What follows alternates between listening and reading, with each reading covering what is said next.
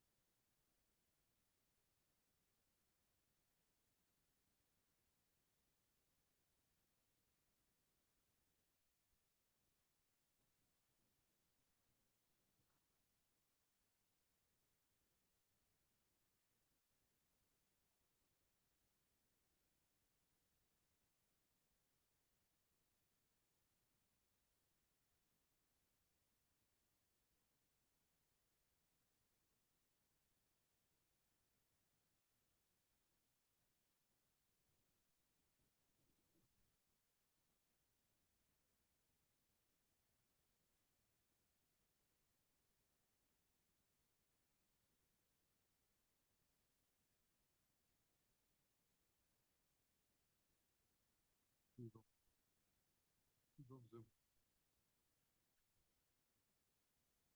I think Michael will be here.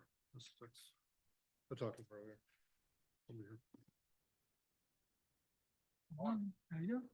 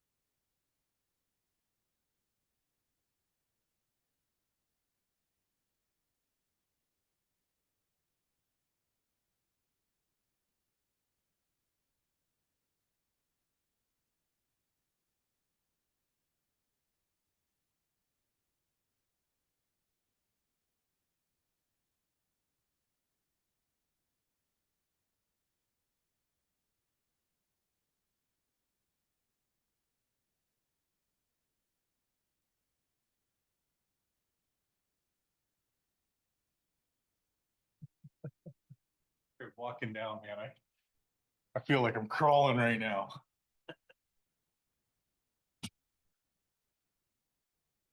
I'm glad you're sitting way over there. Darn things.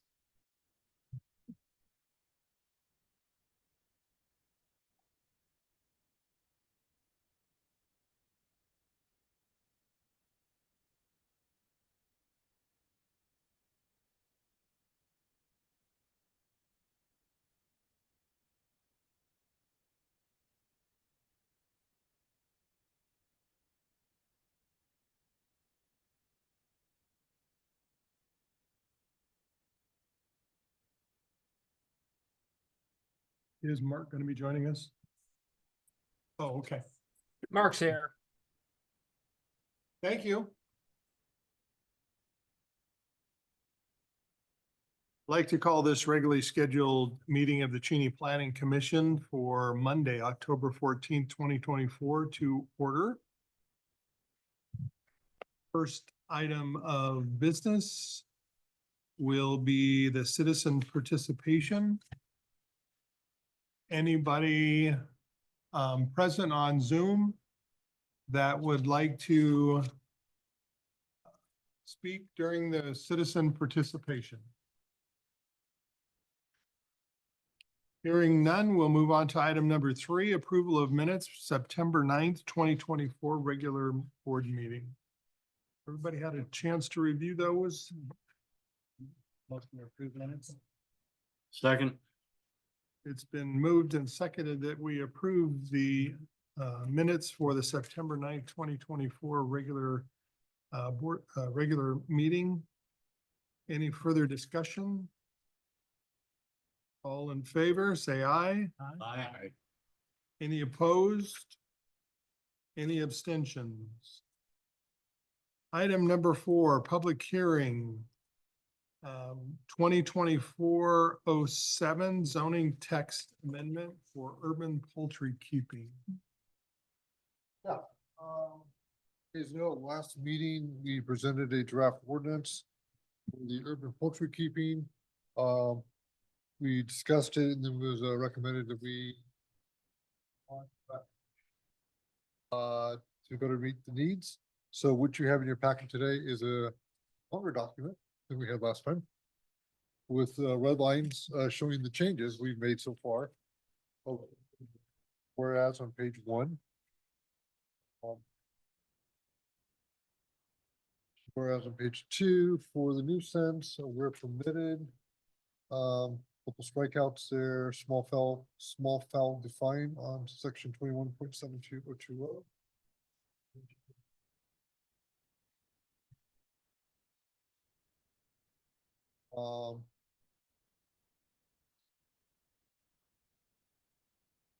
Numbering a new section 4 for non-conforming uses in termination that was put in. Basically an attrition process. Then we have some new stuff in here, 2172.050 on page 4. And so forth, which is really the nuisances and stuff. This really gives Vera Lynn, our code enforcement officer, the tools go in there for the enforcement. And that's all that stuff in there. It really gives her the tools. I'll let Mike upon here maybe. Sure, yeah, we just talked about for enforcement purposes, to treat it like a nuisance if somebody's out of compliance with it. And the simplest way to do that is we have certain conditions in the city that are designated to be a nuisance, a per se nuisance. And so we just tacked it right on at the end. It'll make it seamless for her as far as enforcement. She can essentially use the same forms and just cite the specific subsection of the problem. There was one thing I didn't mention to Brett yet, but I just noticed, so we defined what small fowl is in this section 2172.020. And then throughout the remainder of the proposed ordinance, we refer to fowl as a small fowl. And so that's one change I would like to make, is just make sure it's consistent throughout the ordinance. So the suggestion Mike, is that we take out the word small and just use Maybe foul. Just add small throughout the rest of it. Small foul. Yeah. And I flagged, there might be 10 instances in here where we would just insert the word small. And is the suggestion that we approve it today with that modification?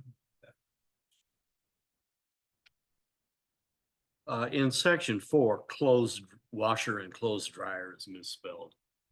Sorry, it's the professor. Yeah. I had a time trying to figure out what a cloth dryer was until it finally hit.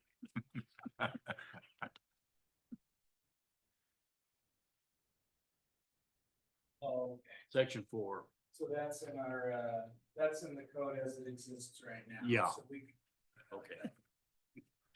Just thought I'd mention it. You will not be graded.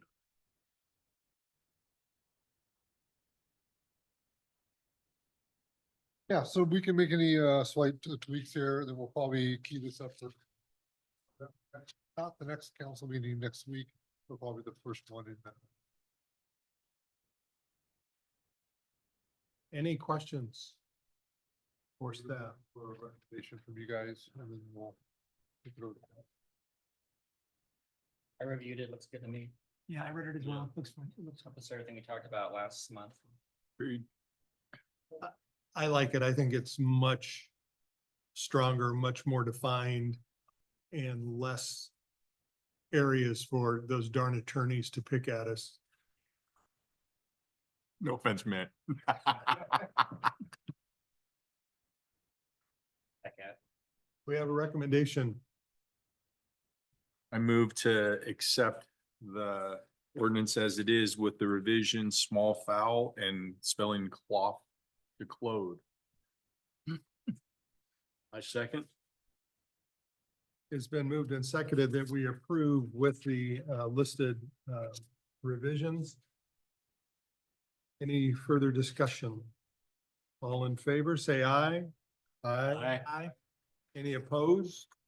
Any abstentions? Thank you, Brett. And thank you both for working hard on that and getting that cleaned up for us. We appreciate that. Moving on to item number 5, discussion item 2024-09, comprehensive plan update process. Yeah, just a quick update on the comprehensive plan, worked with the consultants, putting together, they've been doing a community survey. Working with the community, survey, online paper survey as well. So far we have 99 responses back, a little bit over 100 actually, so that's really good. So we're doing that. We do now have can't pull it up yet, but we do now have a website for the comprehensive plan. Cheney Comp Plan 2026. So I'll share that with you guys next meeting. Yes, Cheney Plan 2026 is what it is called. So that'll be kind of a clearinghouse for as chapters become available. Any other information for the comp plan, will be putting it on that website as a place. We're also looking at doing some additional engagement with Eastern, Cheney Members Association and other business groups. Get the word out there. We also have a link to the survey on our Cheney Parks and Rec page, Facebook page. We have been challenged to get West Plains Chamber of Commerce on board to share it on their social media as well. We're trying to work with them on that. We also have the Cheney Business Members Association sharing it as well. We also have QR codes on things that says the Cheney Comprehensive Plan. Here's a QR code, you scan it, you can take the survey on your phone at businesses downtown. So we get flyers for them to put up. Hopefully we got one going up the Holiday Inn. And other places like that. So we are trying to get the word out there. So this is the update, and we are hoping later this year, maybe early next year, is to have a joint planning commission city council workshop on the comprehensive. Then next month. We're working on dates, but right now, budget season and everything. Back burner item. Working on dates. We'll be in touch with you guys once we have some dates in mind. That's about it in the comp plan. Thank you, Brett. Any questions for Brett on the comprehensive plan? Todd or Mark? Vince? Okay. Moving on to number 6, commissioner reports. So I've been asked by 2 people. And I told them I didn't know the answer to this. They're both very excited about our new pool and what that's going to bring to the city. But they both mentioned to me that they have heard that there is a kind of statewide, countywide shortage of licensed lifeguards. And they were wondering, are we looking at that now, or are we gonna wait till it's finished and hope we get people? I can answer that. Yeah, we are actually doing some early recruiting, getting the message out about lifeguards. Also, are kind of in partner with EWU because during the EWU, they have their full staff lifeguards during this time in summertime. When Eastern's out, that program is still there, but it's have lifeguards that could actually shift over. So we're actively recruiting. We're actively recruiting. Hopefully we get lifeguards probably in the January, February. The problem is when you say certified lifeguard is one thing. We also had offers from some members of our park board that would be able to certify some people that have not been certified. And so the discussion in the park board, do we make that something that is a volunteering to get them certified? So they would basically, I think they would go to the Eastern pool to get certified somewhere and try to help them out, whether that would be a college student or. So yeah, we are actively looking at that. We're also looking at the hourly rate. We have to be competitive around the region, so that's in discussion. And Mark, if you want to weigh in on this, you're welcome to. But if I kind of filled the gaps.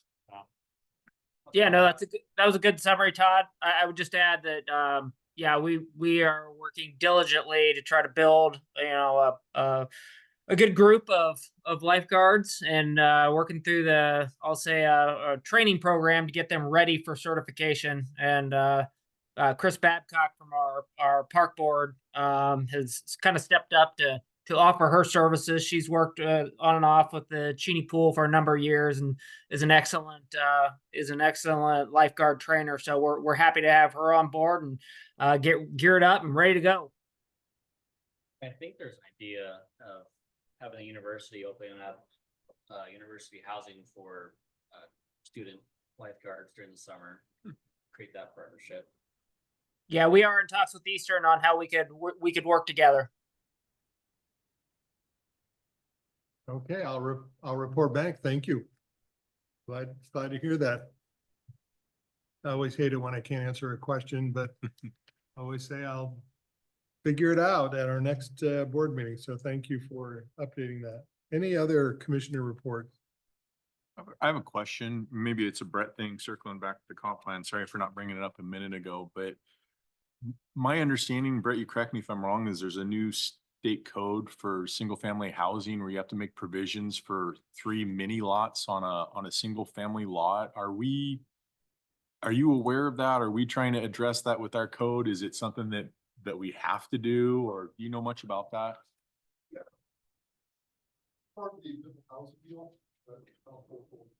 We are exempted right now since we're under 20,000 people. Okay, so there's a limit. Okay, got it. But that being said, we are going to be talking about it, at least in our comp plan update, a little bit about how we do infill middle housing in general. And if we need to, after the comp plan update is completed, come back and do some updates to our zoning code. Okay. Yeah, I For don't know. instance, there's the ADU one right now that we're a little bit out of compliance with. That one was someone we're gonna have to address at some point in time. It's just kind of an elephant in the room. You As can- ADUs and stuff like that, we have to be a little more flexible than our current ADU code is. Okay. That's something we either can deal with now or deal with after the comp plan.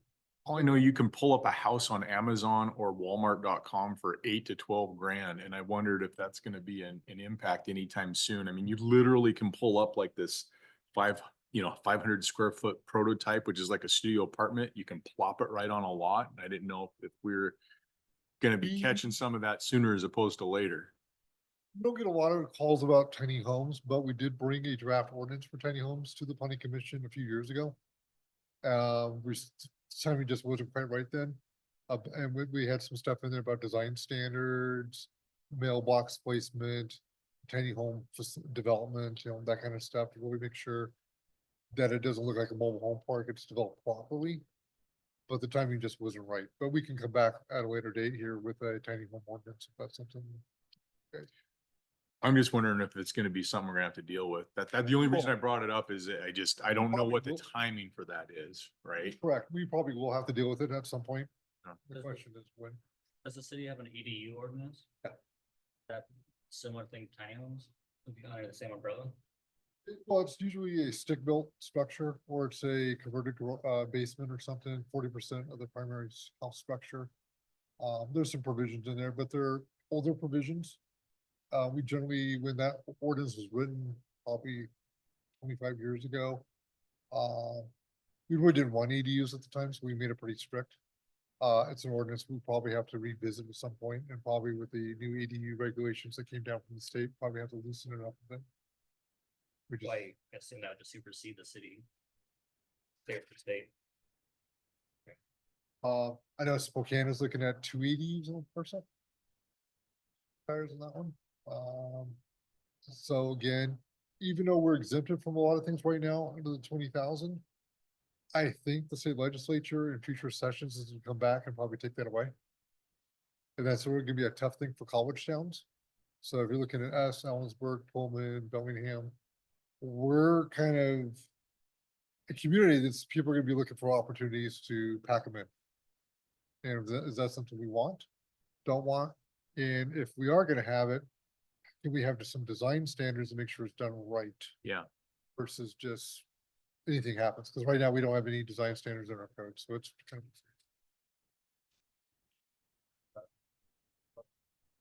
I'd rather be ahead of the curve and be proactive versus reactionary on the same.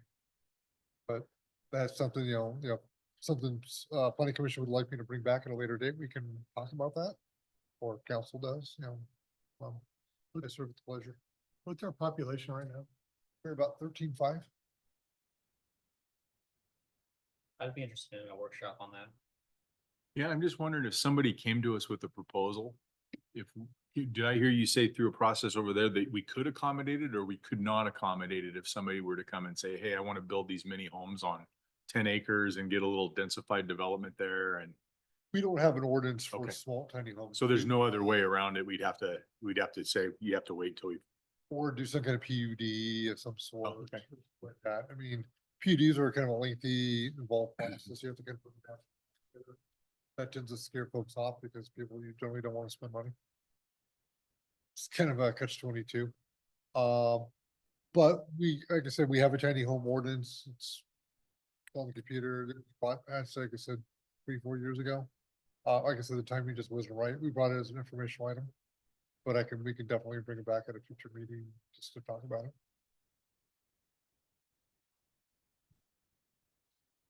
Thank you.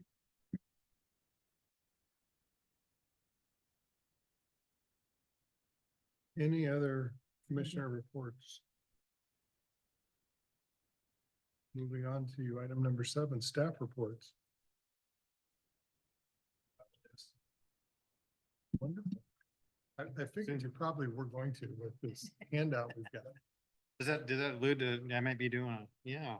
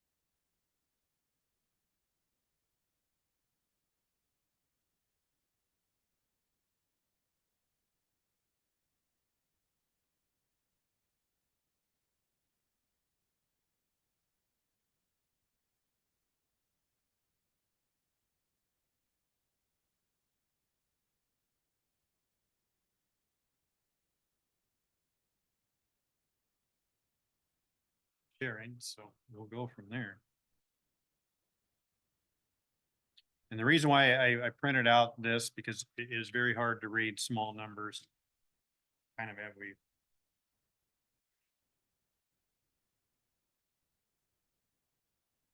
Get it started. This is probably one of my better pictures. It's up in my office as well. This is actually well eight back in 2008. They were actually pumping at about that time 950 gallons of water per minute. Today, it's probably right around 110 to 180 gallons per minute. So that was back in 2008. Anyway, we'll move on. I'm going to keep this. I got so many levels of what we want to talk about.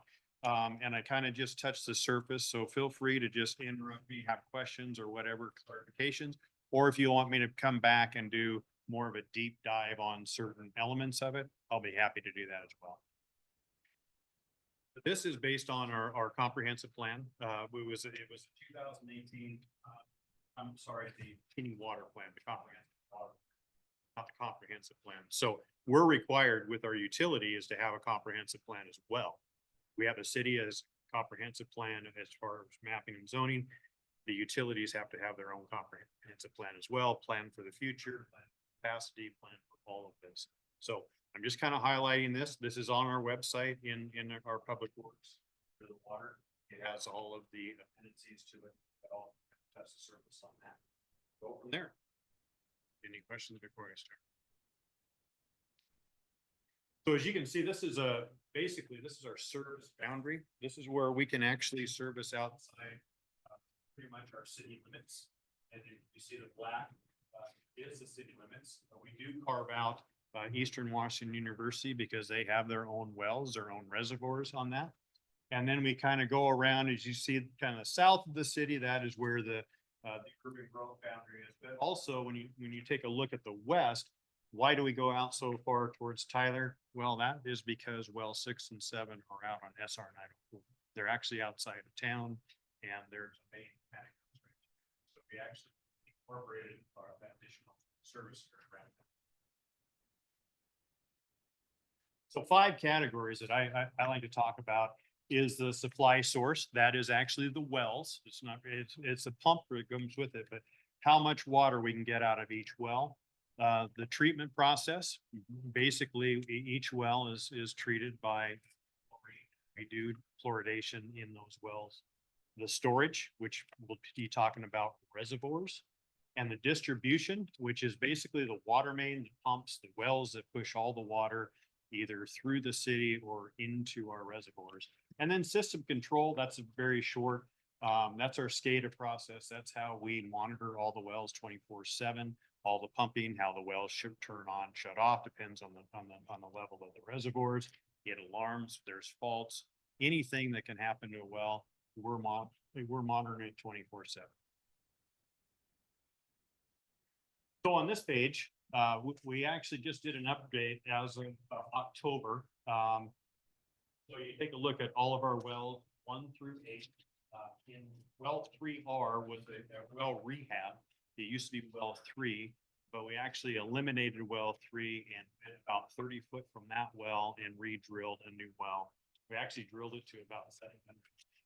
At that point in time, back in 2018, that was rated right about 1,100 gallons per minute. And then we kind of work our way down to all the other wells. You can kind of see when we actually put those wells in service. Well 1 and 2 have been a great producer since 1915 and 1924. They hardly ever slip. They're right at that, that 700-800, possibly 900 gallons per minute. Well 4, I'll point out that well 4 is actually at Sutton Park. And that well is not connected to our domestic side. It is actually servicing the irrigation of Moose Field, Sutton Park, and Salmon. So sometimes when you see water restrictions, but we're still watering the parks, that well is totally dedicated to irrigation only.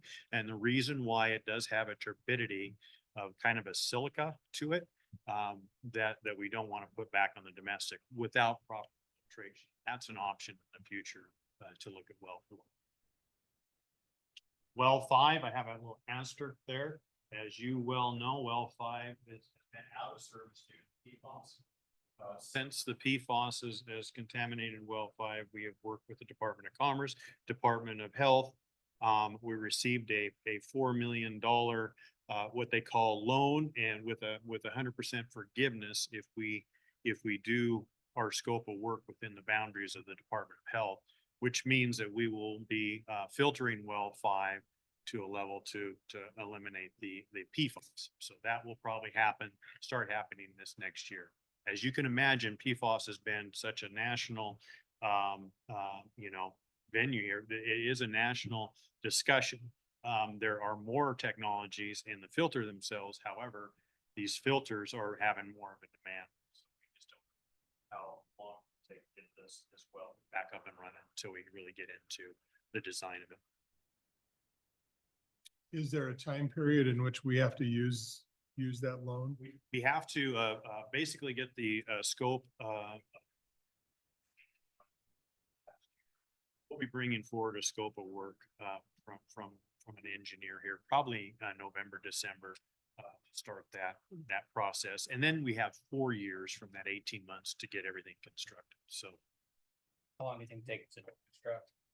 it shouldn't take too long to construct. It's usually these long lead times when we're doing like the wastewater treatment or even our aquatics facility. We want to know what is that long lead time, because sometimes if we're not even into a contract and we're still in there in design and we have to get this going, we have to either have an agency supplied because we want to start that process right away. So I have no idea what that long lead time, but once we have everything in play, it shouldn't be very long at all to kind of plug in. Does the 4 million, does that cover 100% of the costs, or is that? Yep, that 4 million is basically taking well five and basically stripping it down, putting a new facility, a new building on it that has a room to house this filter. But nothing out of the city coffers, that's all from that 100% forgive loan. It's all pretty much. Does, these commerce loans, are these for jurisdictions only or individuals? Pardon me? This loan from Commerce, is it for jurisdictions only or? I'm unaware. I mean, we got the loan, we applied for it, right away. I'm not too sure. I don't believe I know there's certain assistance for private.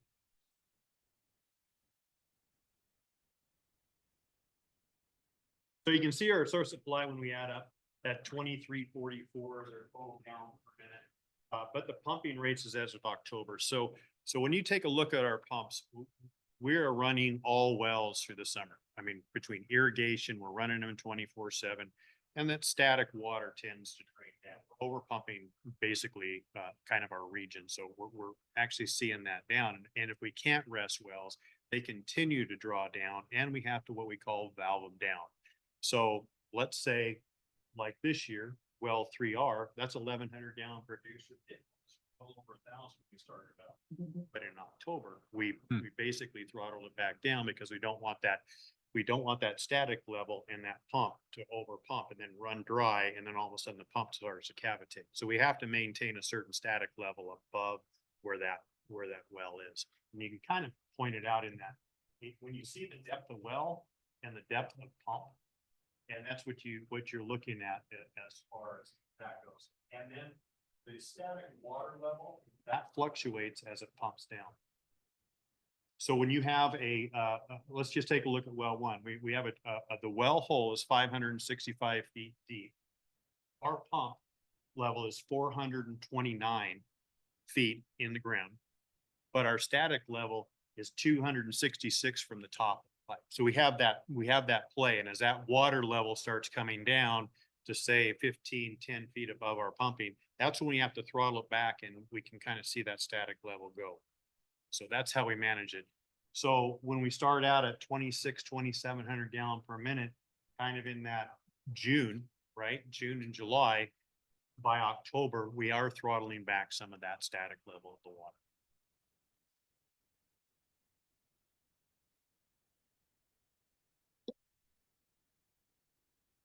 I love this stuff because I'm sorry. I don't want to bore you. So this one, and it's very, I have this map in the presentation several times, but this is just to show you basically the configuration around the city, being well 1, 2, and 3, they're right in the campus hall. That is, obviously, well 1 and 2 is right across from Anderson Hall on Elm Street. Well 3 is on, right down the street from that, right by the apartment complex, the new apartment complexes. So it's very tight, and they're associated right with all of our reservoirs in that area. But when we get close to that end and we're starting to draw, because we don't have a giant aquifer, kind of like the Spokane aquifer, we don't have this huge aquifer underneath us. We draw from like what they call it the salt region. So we don't have this big pool. We actually have the salt that has water in it, and it's almost like it's draining through this basalt region. So better defined as what they tell me is if you take a sponge and you stick a straw to it and try to suck as much water out. So what we have to do is we try to space our wells out.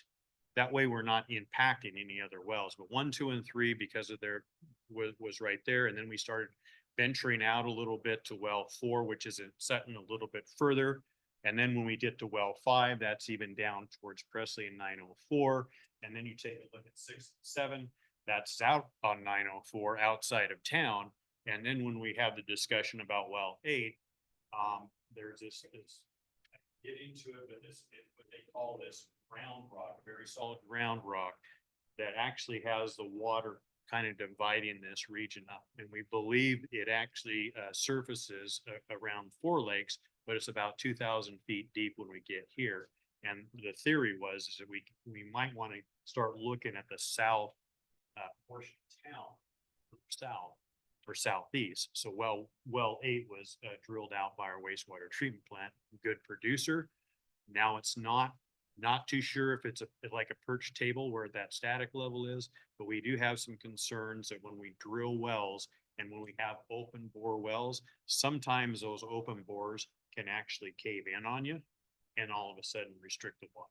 So there's a little bit of research to do with well 8 because it was a 900. Now we're down to, 110.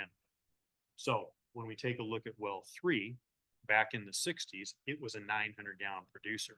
It went flat. It was not even near 110. I think the last recorded was 20 gallons per minute, but we said that we can't even have the energy to draw it from that 400.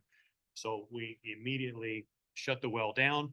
We received some funding from Department of Commerce again to get that well started. And we actually went over 30 feet, but we went down 752 feet. And the original 3 was, I think 46. And all of a sudden we have a great producer.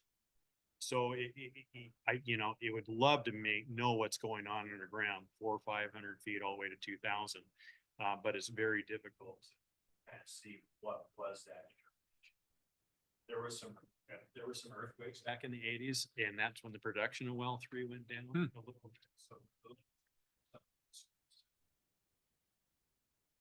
but as far as our production level, we're right now at 23. We probably started 2,600 plus when we started up the wells. And when we can rest wells through the wintertime at that static level is right there to that end.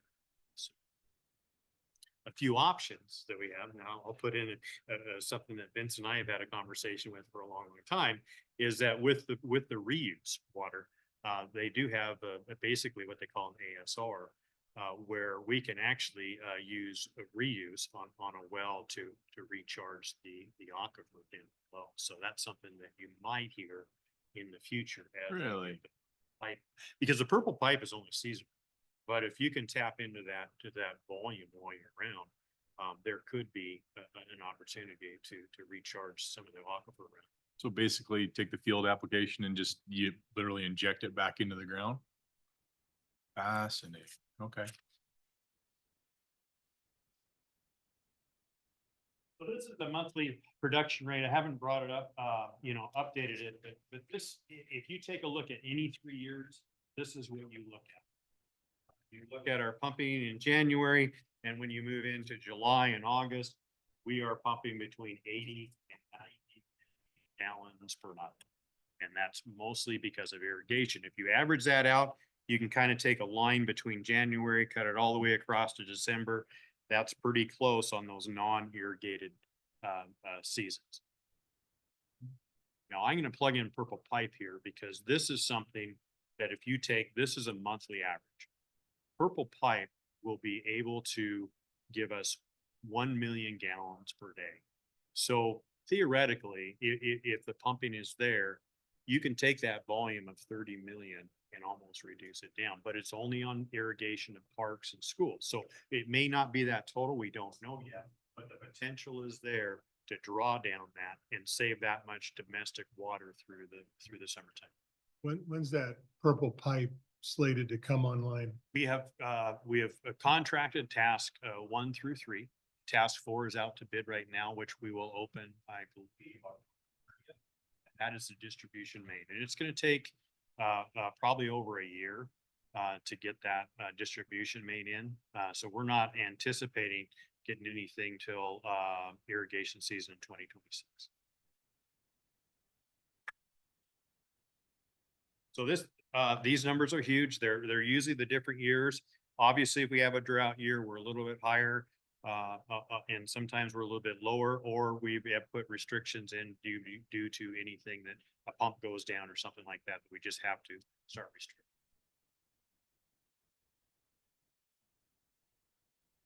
This one is just a kind of an exercise because everybody says, do we have enough water for growth? How do we kind of calculate the water for growth? And so come up with a method of ERUs, or equivalent residential unit. And it's pretty easy to say, okay, a single family residential unit has so many gallons per day.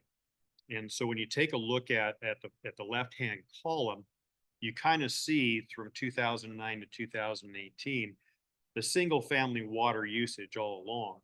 And then when you divide that by the number of single family residents, that's a pretty good indication of gallons per day. And that is a guiding factor to plug those numbers into multifamily and the commercial usage as well. But right now in 2018 was 312. But if you could take a look at that third, it fluctuates. And the reason why it fluctuates is because of the irrigation use. We just don't have an idea. So if we have a hot year, we're having more ERU numbered gallon per days than a wet year.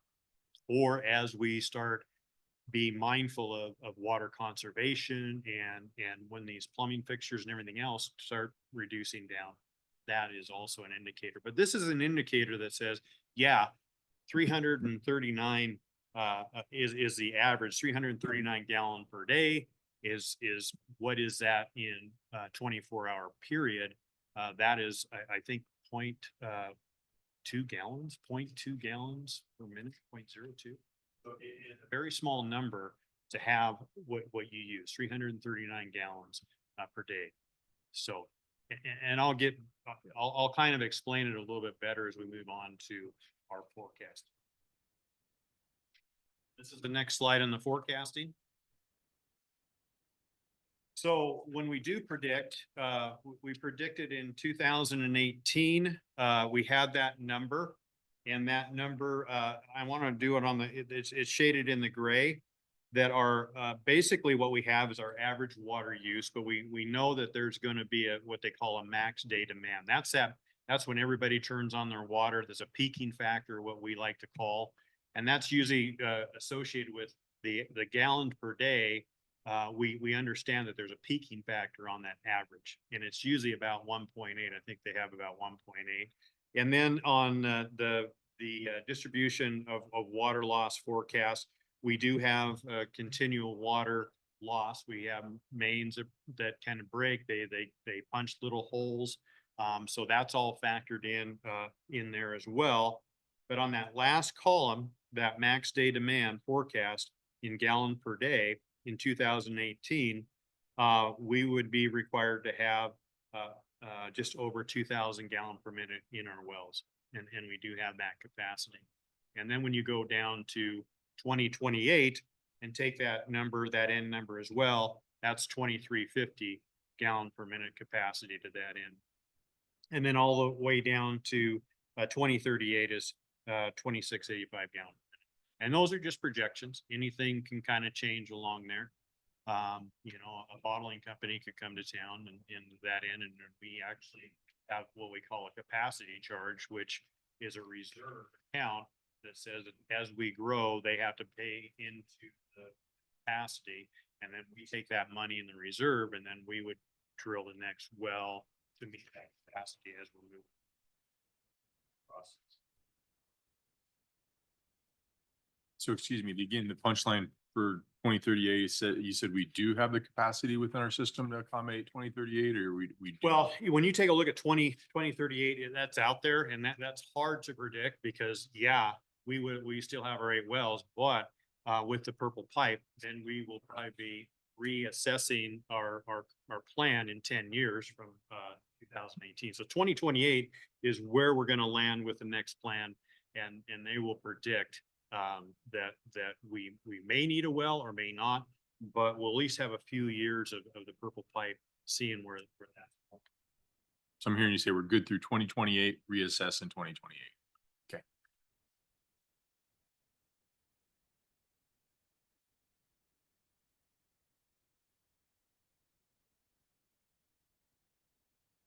I can speed up. Okay. Treatment, fairly simple. We use a liquid hypochlorite. It's injected in the water supply at all times when a well is running. Then we monitor it throughout the whole city. We take several daily tests throughout the city for chlorine residual and bacteria. So back teas are always. Is that what they do on the fire hydrant by that's elementary? So we have certain locations. We may come to your house. Sometimes we work with the Department of Health and they're saying, well, let's change it up. Let's go to this region. Sometimes we'll come to your house and knock on your door and say, hey, would you be willing to have samples taken from your house? And then we do that as well. Since the early 1970s, natural fluoridation level is in city water. It was a fairly low and the city at that time decided to fluoridate up to what their Department of Health standards. And now that standard is starting to reduce. And we have to have some conversation in the future because our natural fluoridation is almost meeting the maximum standard. So being not fluoridating as much, we actually have to either update our equipment to handle that fine line. So I think in a natural fluoridation, it depends where Department of Health lands, our natural fluoridation may take care of it. If that makes sense. It's better than defluorination. There's a lot of places out there with high fluoridation and they have to do the exact opposite. They have to bring it down.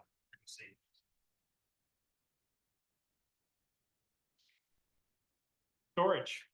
Well, you can see reservoir, our main zone, what we call our main zone is our big zone. That's reservoir 0 through 3 and the years and the types was constructed in the volume. And then we have our high school zone, which we call Reservoir 4. Everybody knows that the golf ball on the top of it. So when I point those out, so all of our reservoirs 0, 1, 2 is right in this area, right around the college. And then you go all the way down to Reservoir 3, which is basically in the Salnave area, right along back area. It's as you head out towards Salnave and you head out towards Medical Lake and you can drive up Ridgeview, it's up in that area. And then of course, Reservoir 4, we all know where that's at. It's kind of at the top of it. Is that typical? The high school has its own zone, or is that because it's like an emergency location or You something? know, I as don't well? even know why they named it the high school. We can name it something else, I guess, but I think, yeah, so when you take a look at the zone, this little blue area, and this is an older map, this blue area is considered basically the high zone, but this has pretty much bled off into the Golden Hills and Eagle Point as well. And so when the Eagle Point and Golden Hills was coming along, before we could even allow Golden Hills to advance on their second phase, they had to put in what we call Booster Station 3, and that is actually right by the it's in Golden Hills development. We have a lot there, and that is right by the baseball field at the high school. You can kind of see it's just a little building off to the side, and that had a certain gallon per minute back then. When Eagle Point came along with their apartment complex, they had to upgrade that Booster Station 3 to a 2-pump system to a 3, which that 2-pump system is eventually ramps up higher and higher, and that third pump is just for fire flow. So that's kind of when we talk about booster stations, we've upgraded 2 of the 3 to meet fire flow. And also we have a generation backup, because that's important when you lose power, to make sure that we're boosting the city at all times.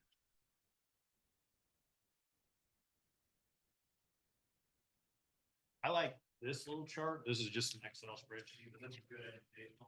So if we take a look at our main zone reservoir, which is our big reservoirs, we can't have water higher than the other. They're all set at an elevation, because that elevation provides the pressure down below. And so when we take 2518 as an elevation, that's the top of our reservoir. That's the maximum that we have on our main zone. When we have that elevation, that's the max. So if you want to write this down, 2.31 feet per 1 pound of water pressure. So if you take a look at that, your reservoir level, water level, has to be at a certain point to meet that 30. And that's about 60 some feet of elevation. So the town lives on a hill. So if you're up on North 6, as some of you know, you're probably getting 32, 34, maybe 36, just depends on that elevation. But if you're down to, if you're down across the tracks, you're pushing 80, just because of that pressure. Booster stations help, because we do have a few zones that are what they call isolated booster zone only. We refer to the scenic height. And then with booster station 3, with the fire flow protection to that end, we actually can boost into those areas a little bit more and provide fire flow. And when we start boosting those areas, the most important thing is that if we try to attempt to boost older developments such as Irene Place and Summit and Sunrise and all those, where they have older 6-inch mains, it's important that we start identifying and looping these mains for better fire flow. Remember that Irene Place doesn't have anywhere near 32 pounds of pressure. Theoretically, yeah, they're supposed to, but Theoretically, yeah. When I take a theoretical shower. Reminded of that. So anyway, how we operate the reservoir here is that we're always, that red line across there, we're concerned because that's fire flow. We want to maintain those reservoirs up above that, what we call that 20-foot level. And then on the right side, you can kind of see how we gauge it. If it's summertime and my operator says, hey, we just dropped our reservoir 2 feet, you know, and then we kind of gauge on, okay, when people shut their water off around 10 a.m., can we recover that by the next cycle when everybody else's sprinkler is coming off?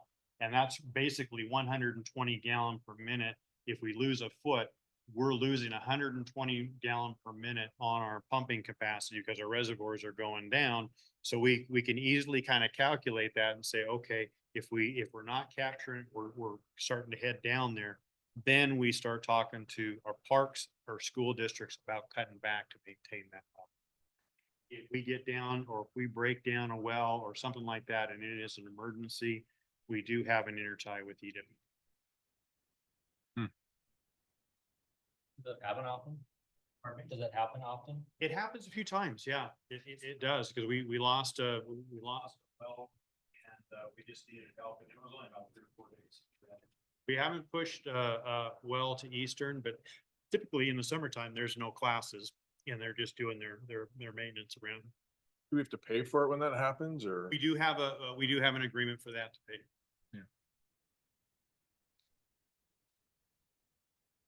So distribution, like I say, we have the main zone, the high school zone, which is north of the city, which is fed off the golf ball. And then the scenic height zone, that is the boosted zone. And that's just a zone that will keep a certain pressure there. And as more volume, it actually tries to, it will keep up with that. So I'll point out the booster station. Booster station 1 is still inactive, but we don't run it that much because it complements booster station 3. But there has been some discussions. We do want to upgrade booster station 1 because it does boost up in this area. So it is a good backup for booster station 3. Booster station 2 is down, right around this area. Like I say, right by Salnave, and it boosts to this little blue area right through here.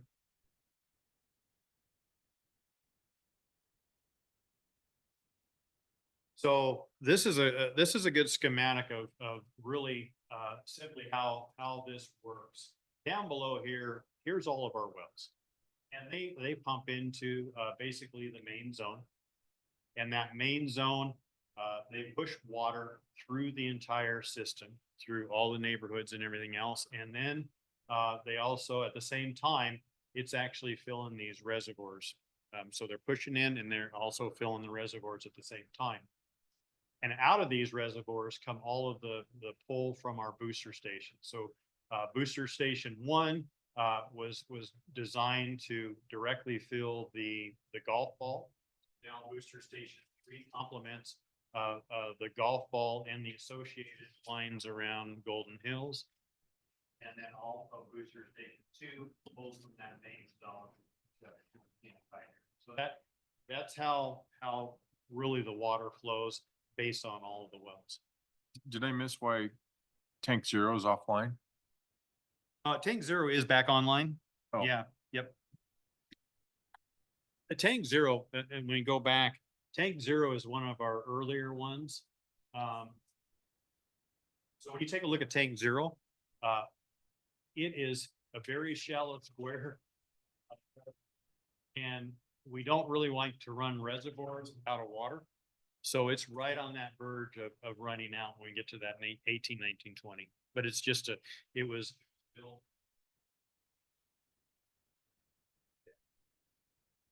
I just saw the gray in there Yeah, and it said yeah. offline. Yeah. See, I'm paying attention.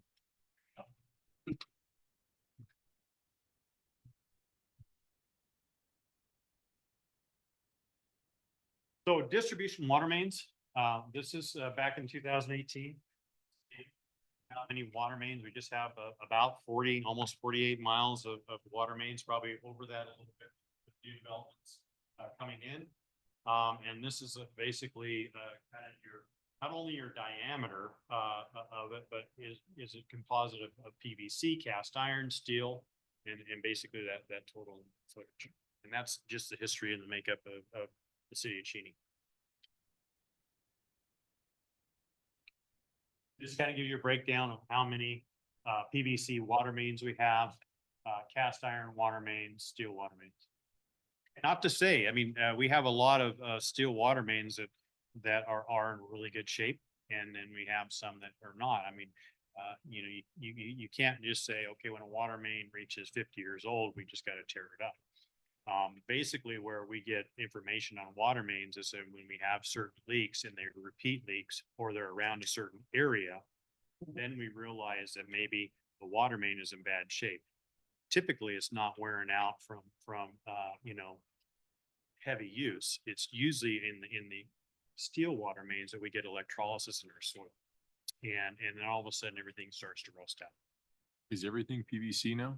I mean, new? Or does- Everything's new, yeah. Yeah, Everything's a PVC. P900 PVC. Okay. To that end. And a lot of our water leaks that we're experiencing right now are right at the service end. So when we actually tap in to a steel main back then, we didn't protect that steel, and we didn't, put some protective coating. And all of a sudden it gets rust. That's where we're finding a lot of our leaks, but the main's in pretty good shape. And then there's some mains that are they just need to be replaced. So if we do have not a lot of concerns for the condition of mains, then we're focusing on 4-inch, the 6-inch mains in those areas. And right now we've done North 3rd, 4th, part of North 4th, and we did completed North 5th, and from Elm all the way to Oakland, because that was 4-inch main, but they call that a steel calamine main. It was just an older main to that end. So that's what we focused on right now. That's through a CDBG project that we tell you about every year. So we're trying to wrap that neighborhood up. Have you seen that? And you probably have that new kind of that roll-in PVC that you can put inside the cast iron and the steel pipes. I saw that at a conference Yeah. not too long ago. Yeah. Is that I love the new technology. The price is something. Is it a pretty little- expensive? Yeah, yeah, yeah, we talked about what do we do? Because we don't, when we replace water main, we let the old ones just lie. There's no, we just go right beside it. We dig out the new water mains and then we just intercept the services. So there's been discussions out, well, wouldn't it be great for some other type of conduit, to that end? So we do have a lot of abandoned water mains in the system, in our streets.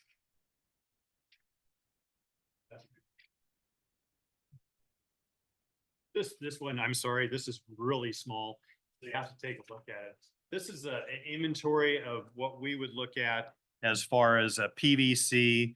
The unknowns in most of the north, I can guarantee you that's kind of PVC. It probably just wasn't picked up, doing a lot of research, but all of those northern unknowns are PVC. And see your cast iron and galvanized and steel. I think it was your question around where's our mains, where are they located? Mostly in our streets. They are at the end, pretty much. If you take a look at our city limits, most of these mains are right at the city limit line. It's because part of the when a developer or even a property owner comes in and is required to extend the water and sewer to the furthest edge of their property, and sometimes it's 2 edge, because talking east, west, north. So, yeah, so the development of Cheney, not a lot of vacant land within the city of Cheney, so to speak. So our mains are just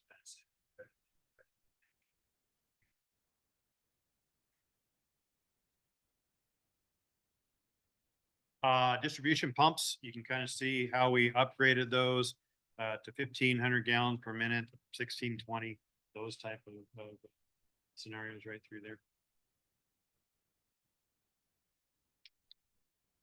Again, I don't know why I put this, that you know what the booster pumps are, the reservoirs, and also the wells. Telemetry, that would be a whole nother information item, but it is monitored 24/7. It alarms. It allows any operator, including myself, to check in.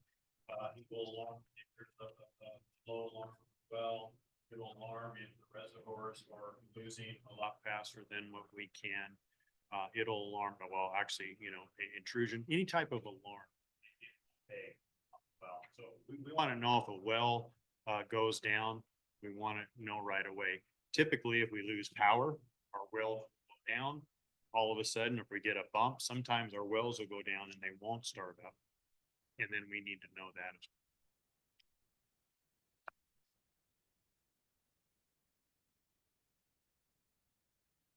I don't know if I answered your question or not. If you want me to come back with more information. You want to get into wastewater, a lot of our services. But I think this has been great because, as you know, I've always ridden you about, we do have a problem. If we can't irrigate during the summer, then we have a water issue. So this is very helpful to know how everything works. And, I always know this summer, we always run into an issue because, when you live right across the street from a park and it turns brown, that the city's cut off the water to it. So I know that there's, issues there, but I appreciate having the information, because this is one of the questions that I probably I've heard the most since I've been on the planning commission. Are we running out of water? Because people see, either the school district or our city parks, not being watered. And so they're naturally concerned about that. So I think this is very helpful. I think it will give me more information to be able to provide to our constituents to help them understand, the process. So I appreciate you taking the time to go through this for us.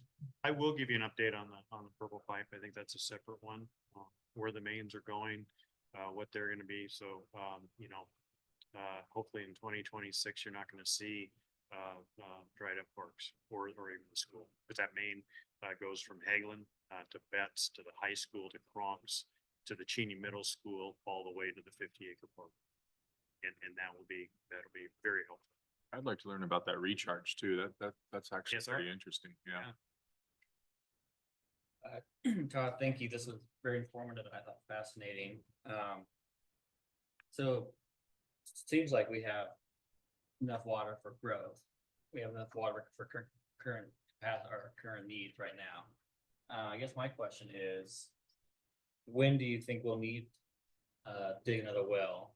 And Well, I think if you, how much does it cost to dig a well? I mean, It- generally, it's a large sum. So I would say that we were almost to 3 million for 3R.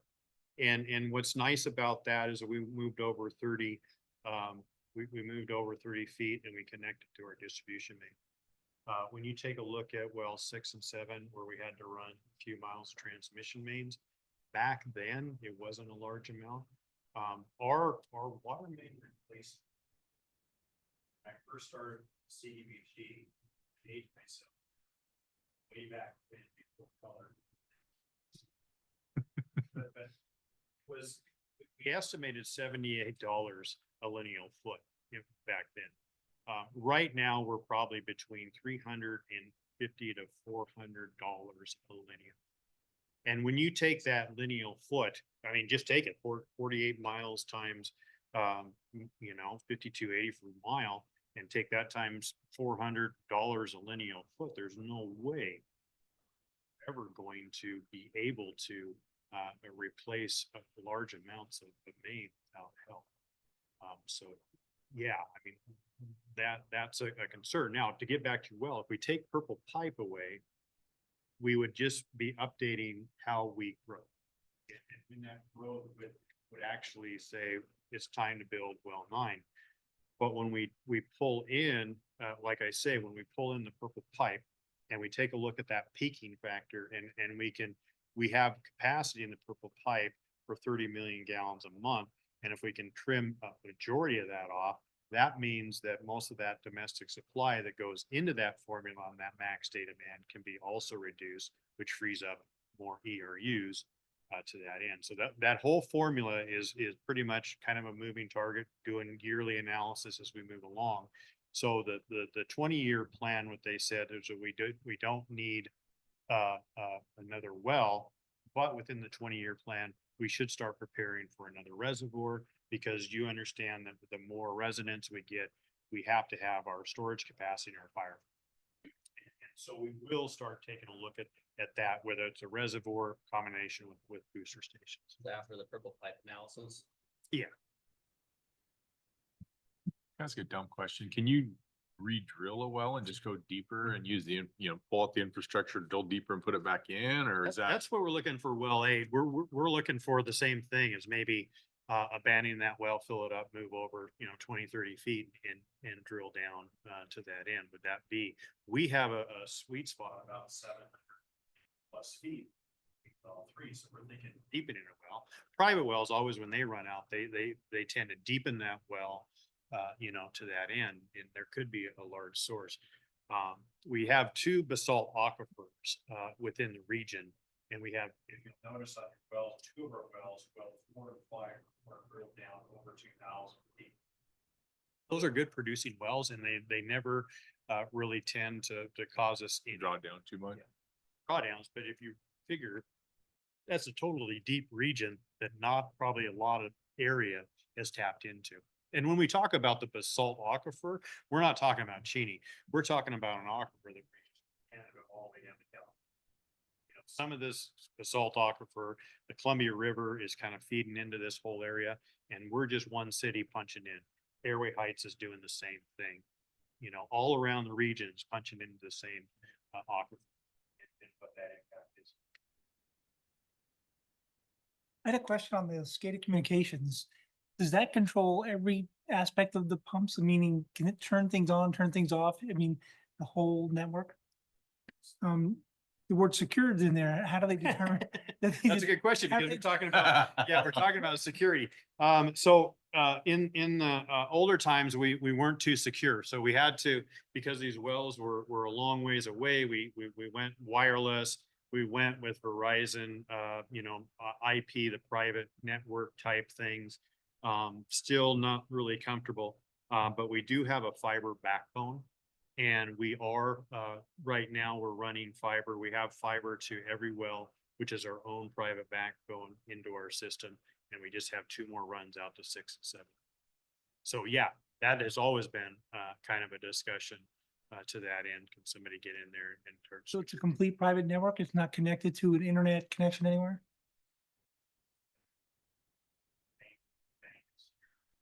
Okay. That was something that we did proactively back in 2008, is ran a fiber backbone for the city. Did you ever do any penetration testing on it? That name sounds familiar. I'm not an IT person, but yeah, I do. Zero DB is kind of our consultant on that. And we, penetration, we've been asked to do a cybersecurity audit through Washington State. Okay. And they are going to actually get out to our IT professionals and also our SCADA consultant. They would definitely be doing pen testing. then. They did, that was one of what they do is they get familiar with it and then they try to do, I guess they bring in experts to try to do penetration testing. Yep. I mean, they just try to hack it. Basically. Yeah. If if the city does redrill well 8, how does it pay for it? Well, right now it would be on our own, but obviously we have, any type of funding along the way. There's a lot of money out there in certain plots, and sometimes those plots don't get spent.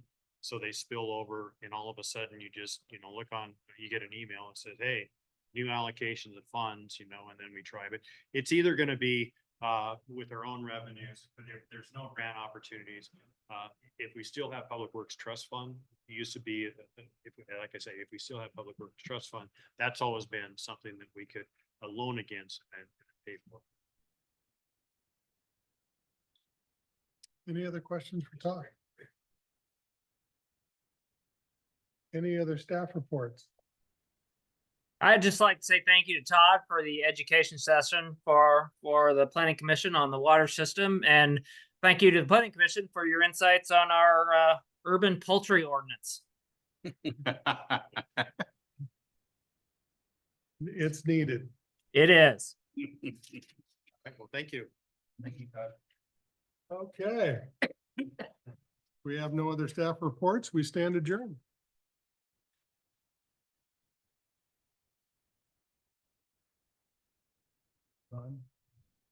Pack that down. Get that to Susan, please.